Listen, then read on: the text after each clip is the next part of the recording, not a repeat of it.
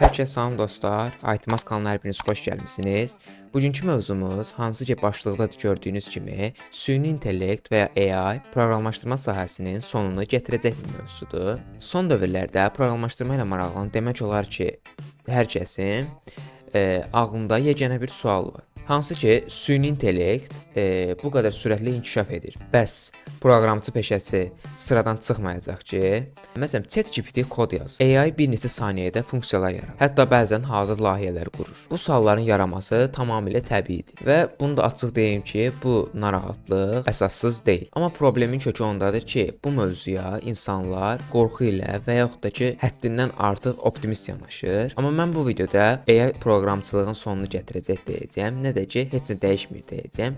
Yəni bu kimi reallıqdan uzaq fikirlərdən istifadə etməyəcəyəm. Gəlin mövzuya real bazar və real təcrübələr əsasında baxaq. Əvvəlcə biz bu həqiqəti qəbul edək ki, hansı ki süni intellekt kod yaza bilir. Funksiya yaradır, error tapır, refaktor edir, hətta boilerplate kodları çox sürətli bir şəkildə hazırlaya bilir. Bu gün AI alətlər, süni intellekt, yəni kod asistanlar developerların məhsuldarlığını ciddi şəkildə artırır. Amma burada əsas sual budur ki, proqramçılıq sadəcə kod yazmaqdan ibarətdirmi? Əgər proqramçılıq sadəcə kod yazmaqdan ibarət olsaydı, illər əvvəl yaranan frameworklər bu sahəni onsuz da bitirməli idi. Amma real layihədə proqramçılar nə edir? Proqramçılar müştərinin tələblərini analiz edir, problemi texniki dilə çevirir, sistemi dizaynını qurur, hansı texnologiyanın uyğun olduğunu müəyyənləşdirir, riskləri və performans məsələlərini nəzərə alır və bir də yazılan kodun məsuliyyətini daşıyır. Gəlin bir də bunu siz düşünün. Bu sadaladıqlarım arasında hansını süni intellekt tam məsuliyyətlə icra edir? Yəni açıq-aşkar cavab heç biri. Burada AI sənə variantlar təqdim edir. Amma qərarı sən verirsən. Yəni sabah sistemdə problem yarananda müştəri gəlib süni intellektə və yaxud da AI-ya yox, birbaşa sənə müraciət eləyəcək. Burada vacib bir məqam var. Hansı ki,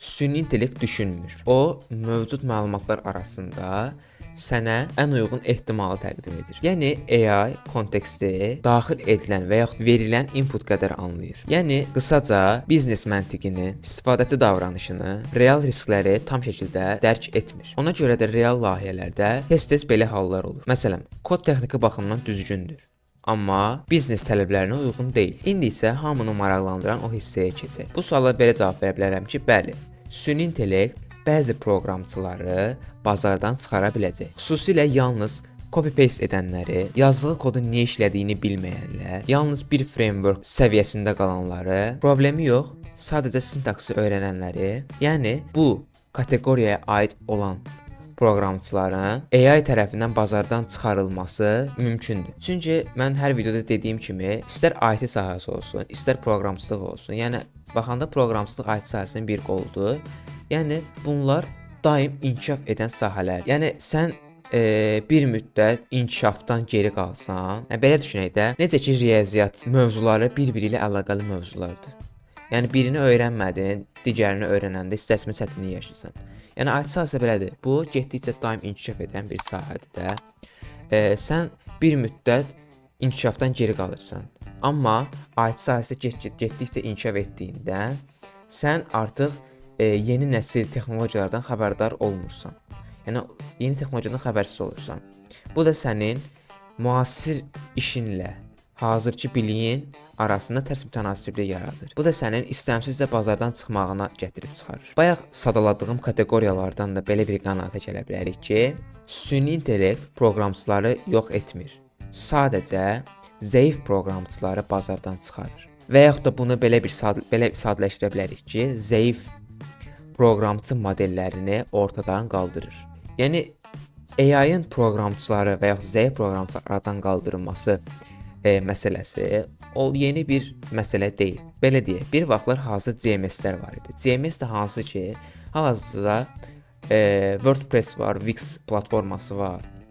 Hansı ki sizə veb sayt yaratmağın daha asan əlverişli yoludur. Yəni heç bir kod yazmadan rahat bir şəkildə veb sayt yarada bilirsiniz özünüzə. Bir vaxtlar CMS-lər çıxanda front-end bitir dedilər. Daha sonra frameworklər yarananda back-endin işi bitdi artıq dedilər. Cloud texnologiyaları yarananda sistem administratorlarının işi bitdi dedilər. Amma hal-hazırki dövrə qədər heç biri bitmədi və daha da inkişaf etməyə nail oldu. Burada sadəcə rol və bacarıqlar dəyişdi. Bəs belə bir sual yaranır. Gələcəyin proqramçısı necə olacaq? Gələcəyin proqramçısı artıq belə olacaq ki, nə hər şeyi sıfırdan yazan proqramçılar olacaq, nə də hər şeyi birbaşa AI-ya yazdıran proqramçılar olacaq. Gələcəyin proqramçısı belə deyək, AI alətlərindən effektiv istifadə edən, amma qərar verən tərəf olacaq. Fundamental biliklərə sahib, problem solving bacarığı güclü olacaq. Yəni AI onun üçün tool olacaq, replacement yox. Burada çox kritik bir məqam var. Hansı ki, əgər sən proqramlaşdırmaya sürətli qazanc məqsədi ilə və ya qısa yol axtarışı ilə və yaxud da ki, yalnız iş tapım məqsədi ilə yanaşırsansa, süni intellekt sənin üçün real təhlükədir. Amma əgər sən məntiqi düşünməyi, problemləri analiz etməyi, sistem qurmağı öyrənirsənsə, AI sənin üçün böyük bir üstünlükdür. Gəlin belə bir sual verək. Bu gün bazar nə axtarır? Sadəcə kod yazan developer yox, məsuliyyət daşıyan developer axtarır. Çünki kodu AI yaza bilər, amma nəticəyə cavabdeh olan hələ də insandır. Yekunda belə demək olar. Proqramlaşdırma sahəsi bitmir. Sadəcə köhnə yanaşma sıradan çıxır. Əgər sən bayaq dediyim kimi dəyişən texnologiyaya uyğunlaşırsansa, AI-yı və ya süni intellekti rəqibin kimi yox, alət kimi və yaxud da tool kimi görürsənsə, bu sahədə hələ uzun illər üçün yer var. Əgər qorxu ilə kənara çəkilirsənsə, problem süni intellekt deyil, yanaşmadır. Bəs sən bu barədə nə düşünürsən? Kommentariyada şərhlərini gözləyirəm. Və bu günlük bu qədər dostlar.